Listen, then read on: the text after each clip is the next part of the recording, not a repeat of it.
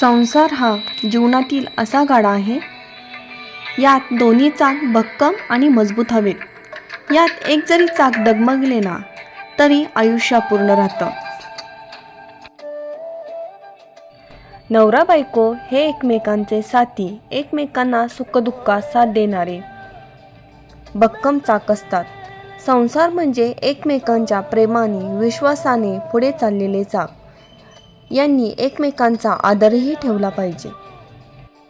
नवऱ्याने कधीही बायकोला अहंकार दाखवला नाही पाहिजे. कधीही बायकोशी टोचून मोठ्याने बोलणे तसेच हिंतेची वागणूक देणे यामुळे बायको आतून खचून जाते. तिला जर आदर दिला, प्रेमाची वागणूक मिळाली ना तर ती नवऱ्यावर आणि त्याच्या कुटुंबावर प्रेम देते. आपुलकीने सगळ्यांना आपलं करून टाकते. चला, अशीच एक कहाणी घेऊन आली आहे नीता आणि अजयची. अजय हा उंच, दिसायला गोरा, खूप देखणा होता. तो खूप मोठा बिझनेसमॅन होता. तशीच नीताही देखणी, गोरीपान, भारसूत शरीरयष्टी, चापेकळी नाक, चार चौघात उठून दिसणारी. खूप शिकलेली होती, पण ती घर सांभाळत होती. तिने तिचे शिक्षण इंजिनिअरिंगमध्ये पूर्ण केले होते. तिला मात्र सासरी अजिबात मोकळीक आणि स्वातंत्र्य कोणत्याही गोष्टीत नव्हतं. नवरा आणि त्याच्या घरच्यांची बाहेर पडण्यासाठी परवानगी नव्हती. त्यामुळे ती खूप नाराज होती. तिला वाटे आपण शिकलेले आहोत, बाहेर पडावे, चार पैसे कमवावेत.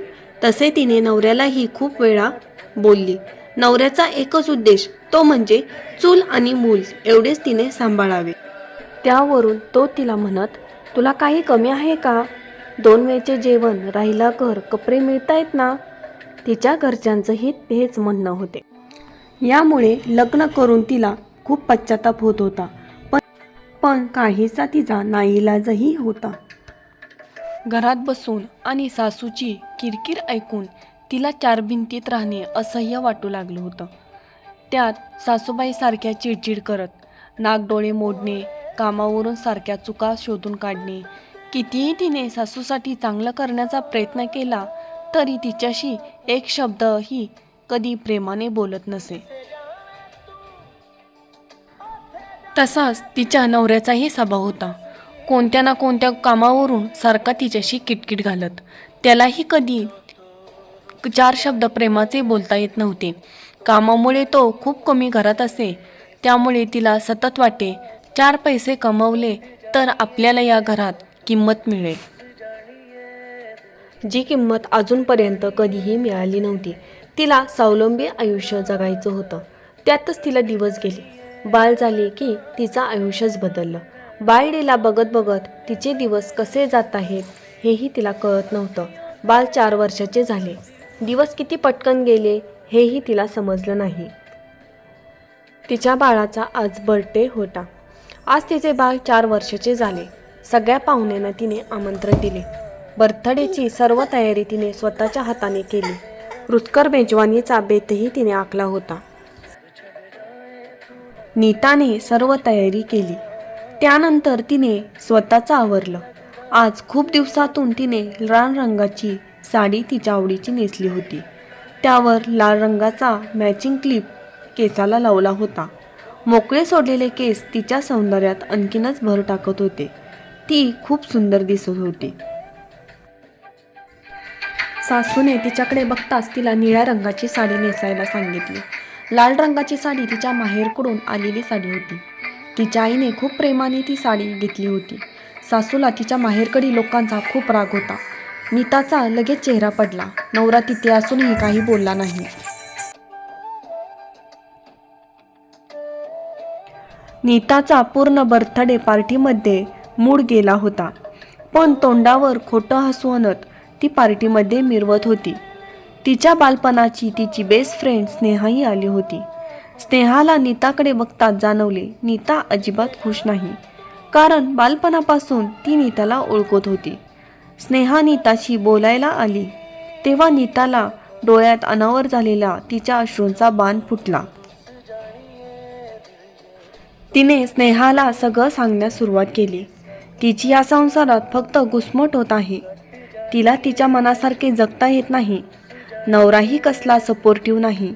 या घरात मला फक्त मोलकरणीची किंमत आहे. नीता फक्त तिच्या आईबाबांसाठी सहन करत आहे हेही तिने स्नेहाला सांगितले. जर माहेरी गेले तर आईबाबांची बदनामी होईल. माझ्यामुळे आईबाबांना कशाला उगाच टेन्शन, शेजारचे लोक काय म्हणतील. दिवस असेच वाऱ्यासारखे भुरकून उडून जात होते. तिच्या नवऱ्याचा अजयचा व्यवसाय खूप वाढला होता. त्याचं घराकडे लक्ष नव्हतं. नीता तिची कर्तव्य चोखपणे पार पाडत होती. तिचं मन मारून केलेल्या संसाराला 10 वर्ष पूर्ण झाली. आज तिच्या लग्नाचा वाढदिवस होता. नेहमीप्रमाणे अजयच्या हेही लक्षात नव्हतं. आज तरी नवऱ्याने 2 शब्द प्रेमाने बोलावेत, आज तरी आपल्यासाठी वेळ काढावा असं नीताला वाटत होते. तसं मात्र काही घडले नाही. आज तो नेहमीप्रमाणे रात्रीच्या वेळी 11 वाजता आला. तिला ॲनिव्हर्सरी विशही केलं नाही. त्याच्या लग्नाचा वाढदिवसही लक्षात नव्हतं. नेहमीप्रमाणे जेवण करून तो झोपी गेला. इकडे ती आतून पूर्णपणे तुटलेली होती. डोळे रडून सुजलेले होते. ती तिच्या झोपलेल्या मुलाकडे बघत, सगळ्या इच्छा आकांक्षा स्वप्न आपण यातील काहीच पूर्ण करू शकलो नाही याचे तिला खूप दुःख होते. आपण फक्त आयुष्यात मन मारत जगत आलो. आपल्या शिक्षणाचा आपण काहीच उपयोग करून घेतला नाही याचे तिला खूप दुःख होत होते.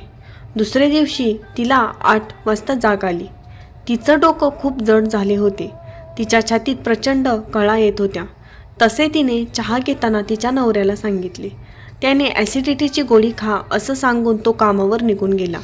तिच्या अंगात कसलंच बळ उरलेलं नव्हतं. तरीही रोजची कामं ती करत होती. घरात आज कोणीही नव्हतं. सासू सासरे लग्नाला गेले होते. मुलगा शाळेत गेला होता. दुपारचे 1 वाजले होते. तिला पित्ताची गोळी खाऊनही बरं वाटत नव्हतं. ताप खूप आला होता. छातीत पहिल्यापेक्षा जास्त दुखत होतं. तिला काय करावं काही कळत नव्हतं. शेवटी नवऱ्याला कॉल केला. तो मीटिंगमध्ये असल्याने त्याने कॉल घेतला नाही. पाणी पिण्यासाठी ती जाते तशी जोरात चक्कर येऊन ती खाली कोसळते. 3च्या सुमारास सासू सासरे लग्नावरून येतात. दरवाजा उघडाच असतो. सासू दरवाजातून बोलते. साधं हिला दरवाजाही लावायला जमला नाही. नीता, ए नीता, कुठे आहेस तू? पाणी आण जरा. सासू आवाज देते. तिचा आवाज येत नाही. तिला शोधण्यासाठी दोघे जातात. नीता तशीच फरशीवर पडलेली असते. तिला बेशुद्ध अवस्थेत बघून दोघेही खूप घाबरतात. मुलाला कॉल करतात. तो कॉल उचलत नाही. नंतर ॲम्ब्युलन्सला कॉल करतात. तिला लवकरात लवकर हॉस्पिटलमध्ये घेऊन जातात. डॉक्टर तिला चेक करतात. तिचा हार्ट अटॅकने मृत्यू झालेला होता. डॉक्टर येऊन सांगून जातात, शी इज नो मोर. दोघेही खूप रडतात. रडून आता काहीच उपयोग नसतो. ही बातमी त्यांच्या मुलाला अजयला सांगतात.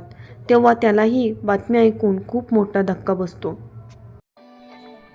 तोही खूप रडतो. त्याला एक तिने लिहून ठेवलेली डायरी सापडते. त्यात तिने लग्नाआधीचं आयुष्य आणि नंतरचं आयुष्य सगळं लिहून ठेवलेलं असतं. स्वतःची स्वप्न, त्यात तिच्या कोणत्याही इच्छा पूर्ण झालेल्या नसतात. ती डायरी वाचून तो खूप रडतो. आज तो तिच्यासाठी रडत असतो. ती मात्र त्याला बघायला राहिलेली नसते. आजचा दिवस तिच्यासाठी खूप खास होता. त्याने आणलेली वेणी स्वतःच्या हाताने तिच्या केसात माळली होती. हिरवीगार पैठणी तिचा शास शृंगार केला होता. तिचे रूप खूप खुलले होते. किती वर्षांनी तो तिला निहाळत होता. नको जाऊस असं विनवत होता. मी तुला वेळ देईन असं म्हणत होता. माझं तुझ्यावर प्रेम आहे ग, पण वेळेवर तुझी किंमत केली नाही. माफ कर ना मला. तो खूप रडत होता. ती त्याची वाट पाहून निघून गेली. या जगाला निरोप देऊन अनंतात विलीन झाली. आज त्याला तिची किंमत कळत होते. संसार करताना नवरा बायकोने एकमेकांची काळजी तसेच किंमत केली पाहिजे. एकमेकांना कमी न समजता एकमेकांचं कौतुक करून एकमेकांची स्वप्न पूर्ण करण्यासाठी सपोर्ट केला पाहिजे. तेव्हा तो संसार आणखीनच सुंदर होईल. त्या संसारात दोघांनाही गोडी वाटेल. आयुष्य खूप सुंदर आहे. आपल्यावर प्रेम करणाऱ्या व्यक्तींना आपण प्रोत्साहन, कौतुक, साथ दिली ना तर आयुष्यामध्ये आणखीनच आनंदाची, सुखाची उधळण होईल. एकदा नक्की ट्राय करून बघा. जगणं खूप सुंदर होईल. कथा आवडल्यास लाईक करा, शेअर करा, सबस्क्राईब करा. Thanks for watching. जय हिंद, जय महाराष्ट्र.